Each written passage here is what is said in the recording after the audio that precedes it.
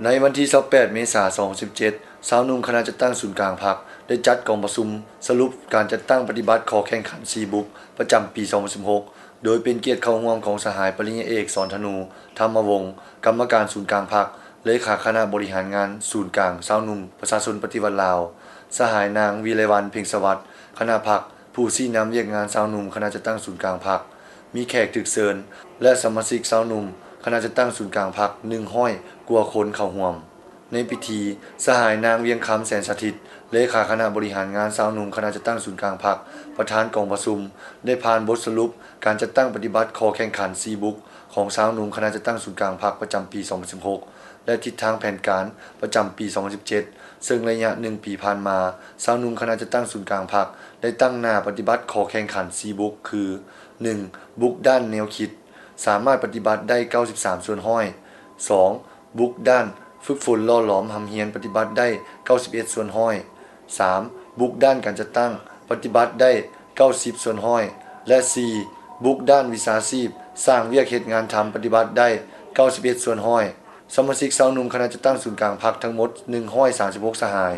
ได้รับฮ้องเป็นสาวหนุ่ม4บุ๊กหรือประเภทแข็ง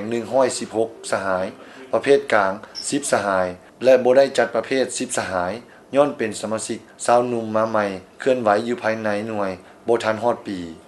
หน่วยสาวหนุ่มที่ขึ้นกับคณะบริหารงานสาวหนุ่มคณะจัดตั้งศูนย์กลางพรรคมี10หน่วยได้รับใบยั่งยืนเป็นหน่วยสาวหนุ่ม4บุ๊กห้อยส่วนห้อยสมาชิกสาวหนุ่มมีความรับรู้และเข้าใจต่อแนวทางนโยบายก็คือทิศทางหน้าที่เวียกงานแต่ละด้านและสามารถตีถอยได้แนวคิดของเดิมขี้ข้านมักง่ายเอื้อยอิงรอคอยและอื่นโดยติดพันกับระบอบร่วมชีวิตการเมืองประจำเดือนอย่างเป็นปกติ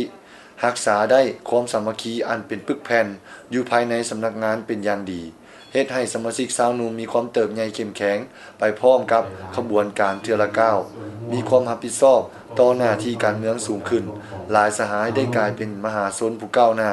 ขยายเข้าเป็นสมาชิกพรรคสำรองได้5สหายสมบูรณ์6สหายได้รับการเลื่อนสั้นตำแหน่งจากวิชาการเลื่อนเป็นห้องแผนก10สหายจากห้องแผนกเลื่อนเป็นหัวหน้าแผนก9สหายได้รับเหรียญไซแรงงานสั้น2 1สหายสั้น3 14สหายเหรียญกาแรงงาน18สหายใบย่องยอรัฐบาล40สหาย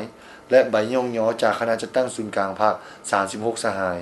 ย้อนผลงานหลายอันที่พ้นเด่นคือดังกล่าวและได้ตามมาตรฐานขอแข่งขันซีบุ๊กเฮ็ดให้คณะสาวหนุ่มคณะจัดตั้งศูนย์กลางพรรคถือคำฮ้องเป็นคณะสาวหนุ่มซีบุ๊กเป็นครั้งที่2อย่างสมเกียรติในตอนท้ายของกองประชุม